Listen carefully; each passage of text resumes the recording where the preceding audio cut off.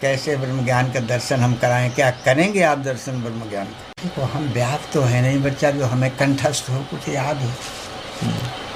हम तो शास्त्रों में से खोज खोज के आपको बताएंगे जी।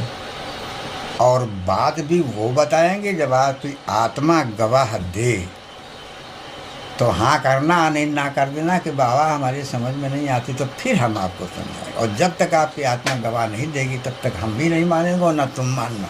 जी। ये हमारा बिल्कुल चैलेंज है। तो देखो, ब्रह्म सूत्र है, ये वेदांत का ग्रंथ है। ये प्रस्थान त्रयी में आता है।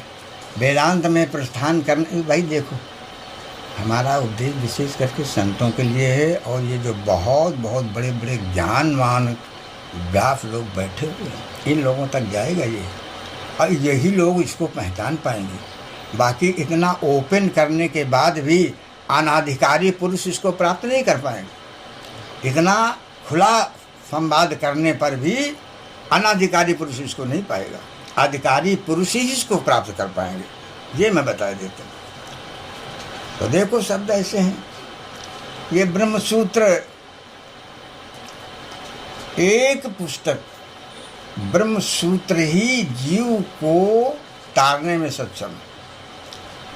वेदांत वेद्यम अनुभवगम परम भक्ति से प्राप्त। परमात्मा 3 प्रकार से बतलाया जा रहा है। वेदांत विद्या एक ऐसी है जिसकी मात्र अध्ययन कर लेने से परमात्मा की प्राप्ति हो जाती है, उसे करना कुछ नहीं पड़ता। और भगवान के नाना रूप, निश्चयात्मक बुद्धि हो नहीं पाती। हम किसका भजन करें?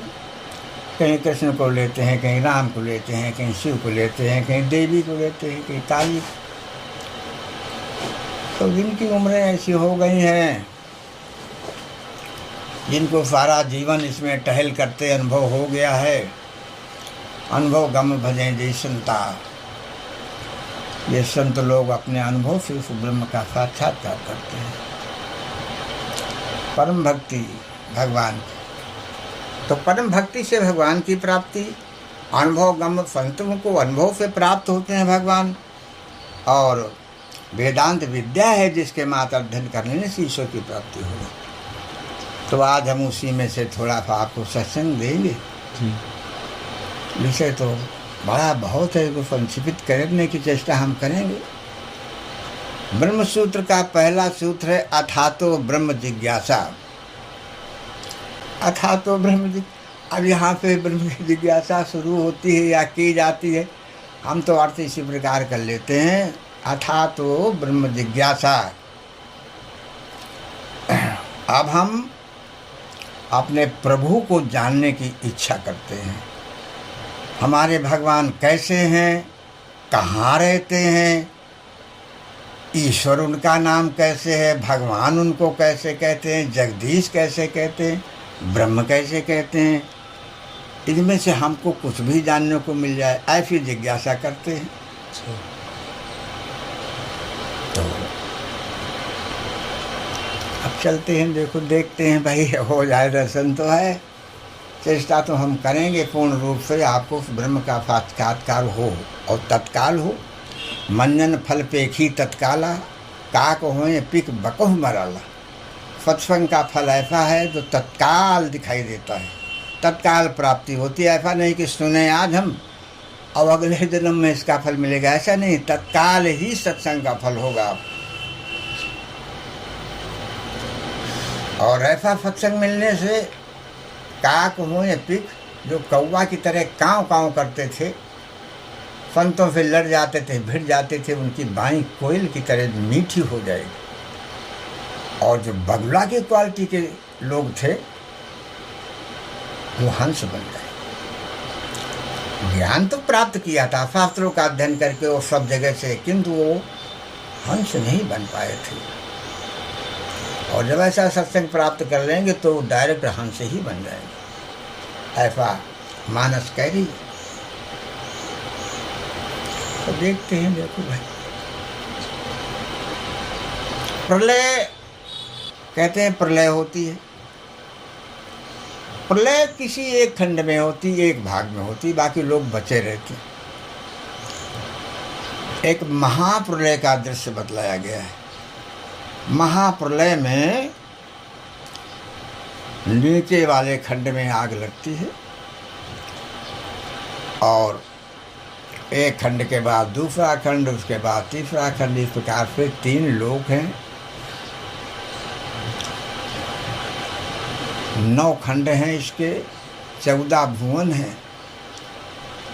वो आग इतनी प्रज्वलित होती है, प्रचंड होती है कि सास के सब 3 लोग जलकर भस्म हो जाते, कोई नहीं बचता। विवेचन बहुत बड़ा है, हम संक्षेप में बोल रहे हैं।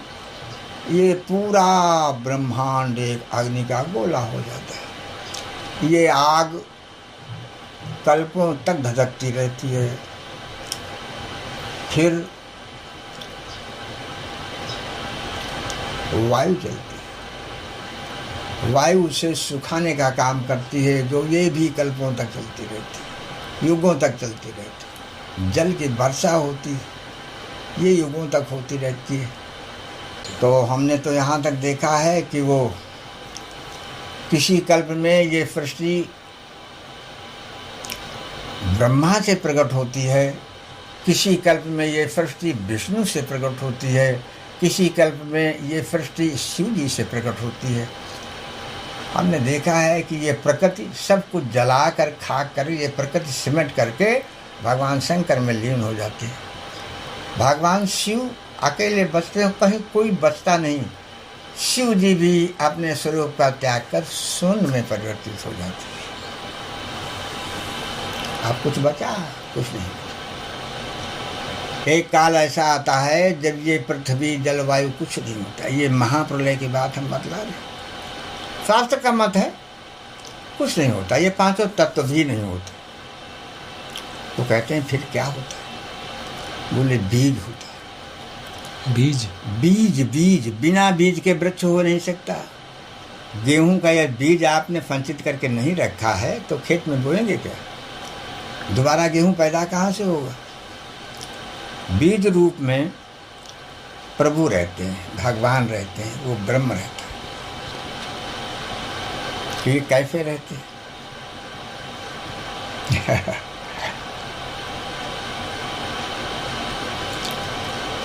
देखो, गुरु नानक जी ने कि जब कुछ भी नहीं था, 5 तत्व भी नहीं थे, तब वो शब्द था।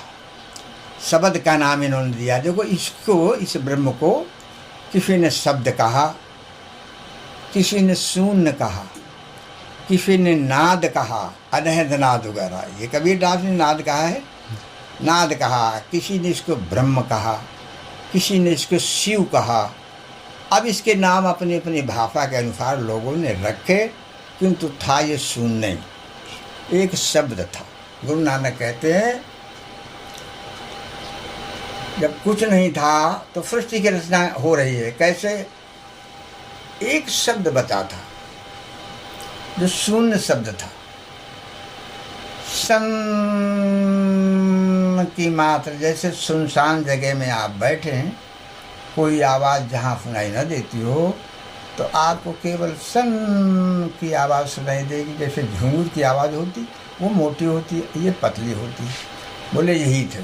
तो गुरु नानक जी बताते हैं जब कुछ नहीं था तो केवल शब्द था। शब्द नाम ये दे रहे हैं। बोले सृष्टि की उत्पत्ति कैसी हुई? बोले घर्षण हुआ शब्द में। शब्द से ही शब्द है धरती, शब्द आकाश, शब्द शब्द भयो प्रकाश। क्योंकि घोर अंधेला था, जब कुछ नहीं था। शब्द धरती, शब्द आकाश, शब्द शब्द भयो प्रकाश। सारी सृष्टि शब्द के पाछे और नानक शब्द घटा घटा छे। नानक जी कहते हैं वो शब्द आज भी घट घट में विराजमान है। और कबीरदास जी ने नाद बिंदु का इसको रूप दिया है। नाद बिंदु तो देखो, पहले तो इसके स्वरूप को आप जान लीजिए। रात्रि में 12 बजे आप बैठिए आसन लेकर। कहाँ पर बैठिए? जहाँ कोई रेल मोटर का या पशु पक्षी का कोई शब्द ना होता हो। आप चुपचाप ध्यानावस्थ होकर के बैठ जाइए और सुनिए कि इस रात्रि में 12 बजे कौन सी आवाज़ हो रही है, तो कोई आवाज़ नहीं, आपको एक शब्द दाहिने कान पे सुनाई देगा, जो झिंगुर की जैसी आवाज़ होगी उसकी, और वो फिर बाएं कान पर भी आएगी, फिर तुम्हारे ब्रह्मांड में आएगी, ब्रह्मांड से ऊपर फैल जाएगी, निकल जाएगी। ये शून्य शब्द तीनों लोकों में व्याप्त। ऐसा कोई लोक नहीं, वैकुंठ लोक हो, शिवलोक हो, गोलोक हो, कहीं भी हो, ये शून्य शब्द सब जगह और चर अचर में सब में ही ये व्याप्त है।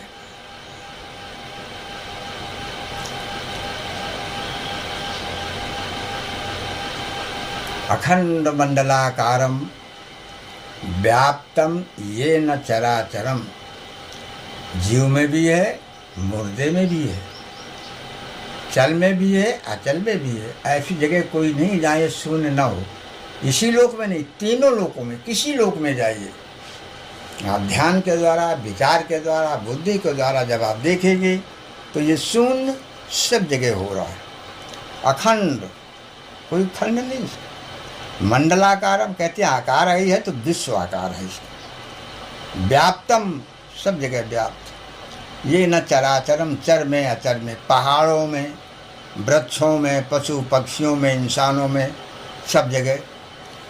और फिर ये शब्द का रूप कैसा है? ये शब्द जब आप सुनेंगे, इसको तो भान करेंगे, ये शून्य शब्द आपको ये संसार में होता खूब सुनाई दिया।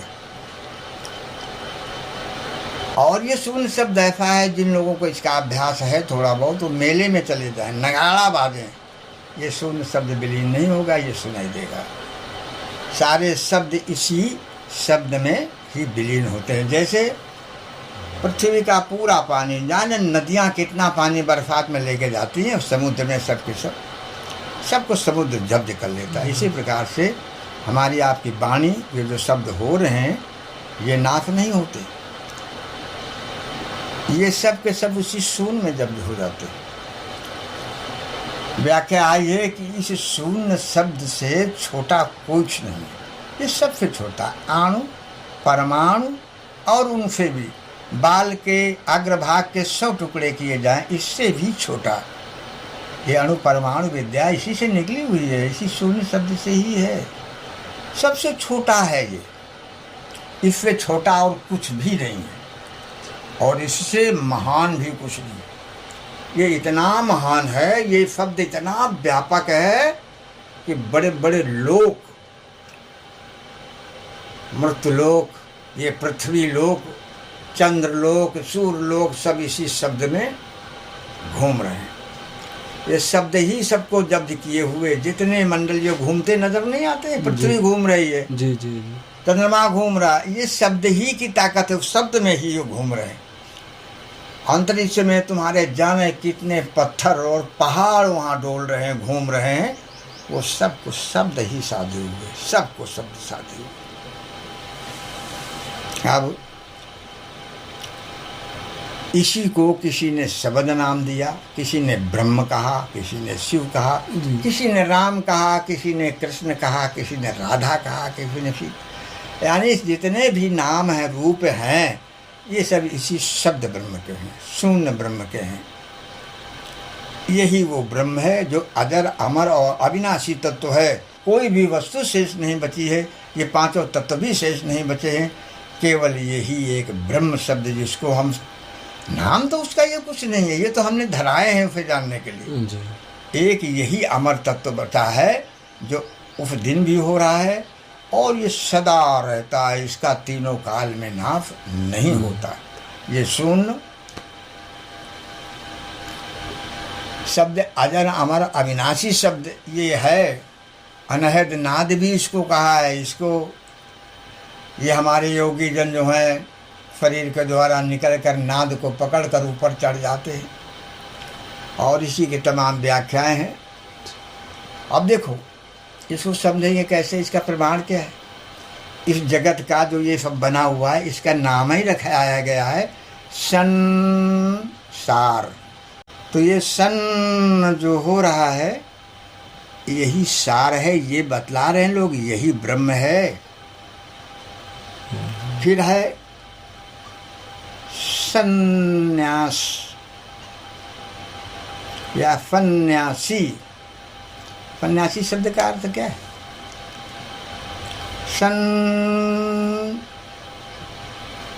न्यासी, न्यास कहते हैं बढ़ाने को। जो अपने को शून्य के समान विस्तृत कर ले उसका नाम सन्यासी।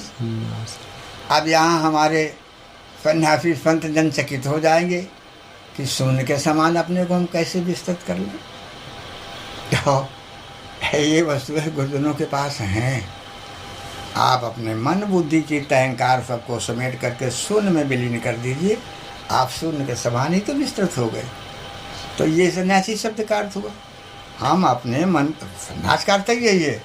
सन्यासी कहीं संसार में नहीं डोलता, इसी शून्य में रहता है।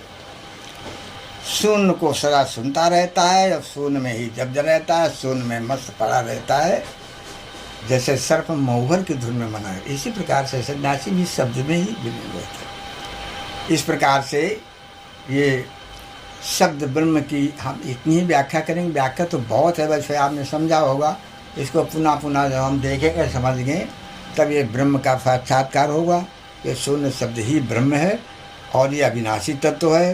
तीनों कालों में यही केवल रहता है। ये सन जो संसार में हो रहा है, जो सबसे छोटा है और सबसे बड़ा है, सभी शब्दों को अपने में जब्त करता है, यही वो ब्रह्म है। इसी से सृष्टि की उत्पत्ति होती है और यही अब भी है और तब भी था और आगे भी रहेगा। इस प्रकार से ये ब्रह्म का साक्षात्कार हुआ।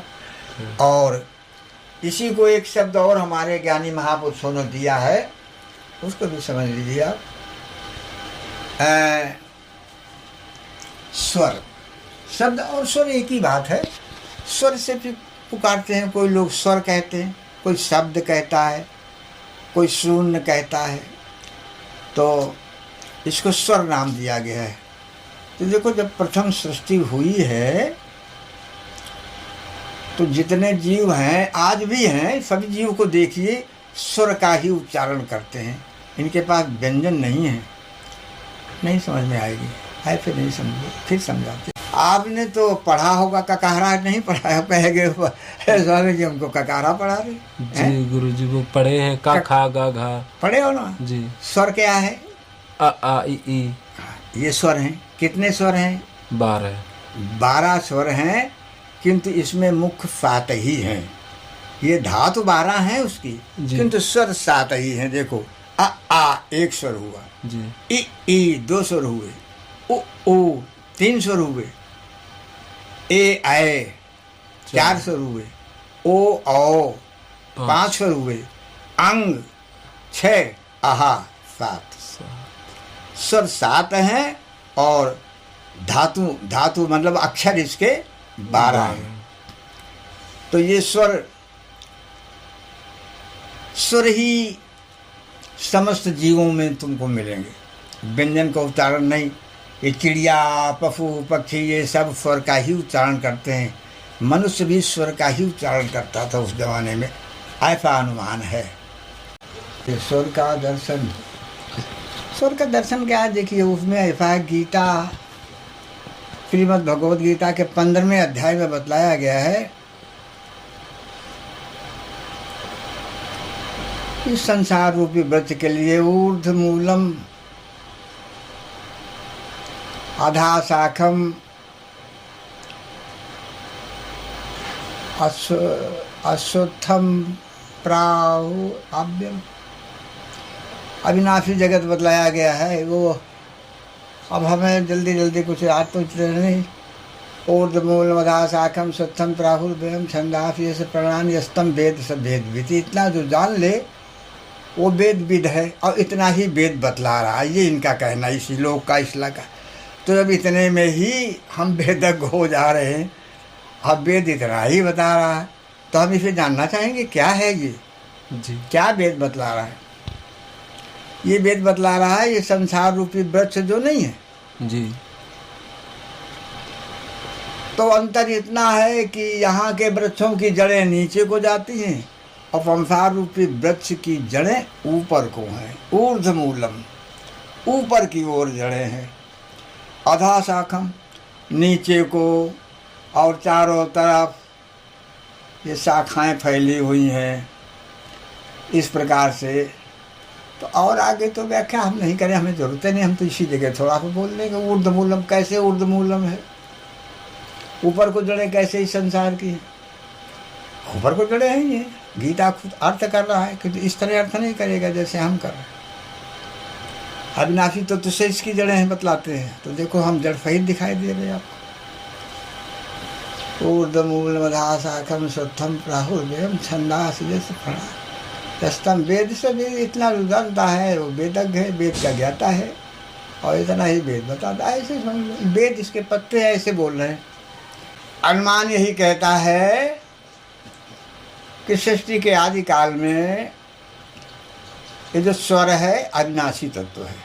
स्वर की ही व्याख्या हुई है। ब्रह्म कहो, स्वर कहो, शून्य कहो, शिव कहो, राम कहो, कृष्ण कहो, कुछ भी कहो, उस ब्रह्म का ही नाम है, उस जगत नियंता का ही नाम है, जगत के मालिक का ही ये नाम है। ये स्वर नाम भी उस जगत के मालिक का ही है। स्वर से ही सृष्टि की उत्पत्ति हो रही है। ये संसार की उत्पत्ति स्वर से ही हो रही है। समस्त जीवों में स्वर था। ऊर्ध्वमूल मधा, ऊपर को जड़ें बता रहे हैं। संसार की रचना कैसे हो रही है, समाज की रचना कैसे हो रही। तो देखिए स्वर, ये 7 स्वर जो आपके अभी पढ़ाई हुई थी जी, तो ये 7 स्वर जो है, ये 7 स्वर से ही ये तुम्हारी गायन विद्या चल रही है। तबला, नृत्य, ढोलक, मजीरा, जितने भी ये कलाएं चल रही हैं, सब सप्त स्वरों से ही चल रही हैं। 7 स्वर होते हैं, सारे गा मा पा धा नी, ये 7 स्वर हुए। तो 7 स्वर से तबला भी 7 स्वर से बजता है, हारमोनियम 7 स्वर से, स्वर ही 7 ही हैं। 7 ही स्वर से संसार चल रहा है। जितनी गायकी है, जितनी विद्या, 7 स्वरों से है। तो अब वहाँ कहते हैं अब ईश्वर की इच्छा, ईश्वर की लीला, उनकी इच्छा हुई कि संसार समाज बनना चाहिए। मानव बनाया हमने, मानव में भी वही पशु पक्षियों वाला ही स्वर अगर है तो मानव का कैसे अधिकारी है? इसको व्यंजन भी दो। तो व्यंजनों की उत्पत्ति की उन्होंने। व्यंजन क्या है आप तो जानते हैं, व्यंजन किसे कहते हैं? का, खा, गा, घा। ये 48 होते हैं जी, व्यंजन के अक्षर 48 होते, वैसे होते 52 हैं जी, किंतु अब प्रचलित 48 ही है। जी, देखो बिना स्वर के कोई व्यंजन हो नहीं सकता। का आ व्यंजन स्वर लगा के नहीं लगा, जी, जी। तब का व्यंजन बना। जी, इसी प्रकार से कोई भी लीजिए व्यंजन को, का खा गा घा अंगा, इनमें सब में स्वर की है, स्वर उपस्थिति है। स्वर को लगा करके तब व्यंजनों की उत्पत्ति हुई। जी, स्वर से व्यंजन बने। और अब वो 12 स्वर का प्रयोग किया जा रहा है। अभी तो ये 2-4 स्वरों का प्रयोग होगा तुम्हारे व्यंजन बनाने में, जी, और बाकी वो सब ऐसे रखे हुए हैं। अब वो 12 धातुएं जो हैं स्वरों की, उन सब का प्रयोग कर रहे हैं। तो उससे बनेगी आपकी 12 खड़ी। 12 खड़ी भी जानते हैं ना जी, तो पढ़े होंगे। का, खा, गा, कक्का, किक्की, कुक्कू, है ना। अब इन देखिए, अब इन पर 12 धातुओं का प्रयोग है कि नहीं है? जी, वो जो 12 अक्षर स्वर के थे उनका सबका प्रयोग किया गया। कक्का, किक्की, कुक्कू, के, कह, को, कंग, कहा। इस प्रकार से यह 12 खड़ी बन के तैयार हो गई। और जब 12 खड़ी बनी तो अब देखिए स्वर विलीन हो गए व्यंजनों में, अब व्यंजन विलीन हो गए 12 खड़ी में। अब 12 खड़ी भी विलीन होगी शब्द में। 12 खड़ी से शब्द की रचना हुई। राम, कृष्ण आदि शब्द जो बने 12 खड़ी से तो बने। जी, जी, अब ये शब्द जब शब्द बने तो शब्दों से वेद की रचना हुई। जब स्वर, स्वर कौन? विश्व का रचयिता ही का नाम स्वर है। स्वर। अविनाशी तत्व है स्वर। स्वर से व्यंजन की उत्पत्ति, व्यंजन से बारह खड़ी, और बारह खड़ी से शब्दों की रचना हुई, और शब्दों से बने वेद। वेद से विद्या की प्राप्ति हुई, वेद से विद्या की प्राप्ति होती, और विद्या से ज्ञान की प्राप्ति होती, और ज्ञान से विज्ञान। ये रेलें मोटरें ज्ञान से सब बनी है। जी। साइकिलें पहले गाड़ी लकड़ी की बनी, और फिर लोहे की साइकिल बना, है ना, वायुयान चल रहे हैं सब। और विज्ञान से समाज सुरक्षित हुआ। समाज को ज्ञान विज्ञान से परिपूर्ण करके ये समाज तुम्हारा बना हुआ है, जो सुव्यवस्थित सृष्टि की रचना हो गई, और सुव्यवस्थित ढंग से ये चल रही है। ऊर्ध्वमूल मधा शाखम सत्थम प्राहुर्व्यम, ये संसार बना। ये संसार की शाखाएं नीचे फैली हैं, और जड़ें ऊपर। कहाँ है जड़? आसमान में। कहाँ? स्वर में, उस शून्य में। शून्य ही जड़ है उसकी। अर्थ गीता भी कर रहा है इसका। उस परम पिता परमात्मा से ही ये संसार की रचना हो, ऐसे बतला रहे हैं। तो ये तो संसार की रचना हो गई, भगवान से ही संसार की रचना हुई है। अब हम तुम्हें दिखा रहे हैं ईश्वर क्या है, कहाँ रहते हैं, ये कौन है। हम आपसे पूछें तो कहाँ बताएंगे ईश्वर कहाँ है? कोई कहेगा आसमान में टंगे हैं, कोई कहेगा अदृश्य है, कोई कहेगा वो प्रत्यक्ष है। जी जी। हम जानते नहीं, इसलिए वो हमारे अंधेरे में है। हाँ नहीं, ईश्वर तो प्रत्यक्ष है। आप कहते हैं 56 प्रकार के व्यंजन तैयार करो कन्हैया जी के लिए, ये भी व्यंजन है। कहा गया व्यंजन कि नहीं कहा गया? जी। व्यंजन, इनके स्वर कौन से हैं? व्यंजनों के स्वर कौन से? उन व्यंजनों के स्वर तो आ ही हो गए, जी, है ना। और ये जो व्यंजन बन रहे हैं, इनके व्यंजन कौन से हैं? स्वर कौन से हैं? अरे ये जो व्यंजन नाना प्रकार के, कढ़ी, रोटी, सब्जी, पूरी, हलवा, पकौ, जो कुछ बन रहा है, जी, इनके भी तो स्वर होंगे कोई, क्योंकि बिना स्वर के व्यंजन बन नहीं सकते। बन नहीं सकते। सत्य। इनके व्यंजन कौन से? यहाँ स्वर को पलट दिया गया, यहाँ रस कर दिया गया। बातें देखिएगा, कोई स्वर को पलट दीजिए रस हो जाएगा, रस को पलट दीजिए स्वर हो जाएगा। सर। तो यहाँ रस कर दिया गया, खट रस व्यंजन। खट रस व्यंजन। अब ये खट रस कौन से हैं? खट रस खट्टा, मीठा, कड़वा, चटपटा, फलाना, ये 6 हैं। ये 6 रस, ये 6 रस नहीं मिलेंगे तो व्यंजन तुम्हारे बन नहीं पाए। कोई रसोई नहीं बन पाएगी जब तक ये खट रस व्यंजनों को तैयार नहीं करें। तो अब स्वर ही इसमें महान दिख रहा है आपको, स्वर ही ये व्यंजन बना रहे हैं, है ना जी। तो स्वर तो अविनाशी तत्व तो है ही है। अब इसमें ई लगा देनी है तो ईश्वर हो जाएगा, मिल जाएगा। ओह, ईश्वर की खोज करने हम निकले कि नहीं? ई लगानी है। अब ई लगाओ कहीं तो स्वर तो है ही, ई लगाओ तो ईश्वर का दर्शन हो जाएगा। कैसे लगे ई कहाँ से मिले? ढूंढे, खोजो भाई, चलो हम भी चलते हैं, खोजाते। ई मिलवाओ इनको तो ईश्वर हो जाए, मिल जाए ईश्वर। तो खोजो भाई, देखो व्यष्टि समष्टि, व्यष्टि से समष्टि की उत्पत्ति, यानी व्यष्टि स्वर है और समष्टि ये संसार है। ये शरीर भी वही जो पिंडे सो ब्रह्मांडे, जो संसार बना ये शरीर भी।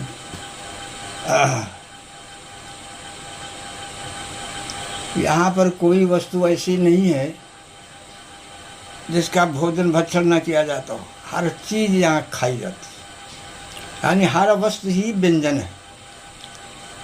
मनुष्य का शरीर भी ये कीड़े मकोड़े खाएंगे, ये भी तो व्यंजन है किसी का जी। तो अब शरीर रूपी व्यंजन के स्वर बताइए, इनके स्वर कौन से? क्योंकि शरीर की रचना भी बिना स्वर के नहीं हो सकती। तो इनके कौन से स्वर हैं जो इस व्यंजन की रचना हुई है? इनके स्वर हैं प्राण अपान समान व्यान उदान आदि मिल करके इसमें मुख्य 7 ही हैं, और देवदत्त कूर्म नाग धनंजय आदि ये और मिला के हैं, और मुख्य 7 ही हैं, ये स्वर हैं। तो ये तब ये व्यंजन बना है।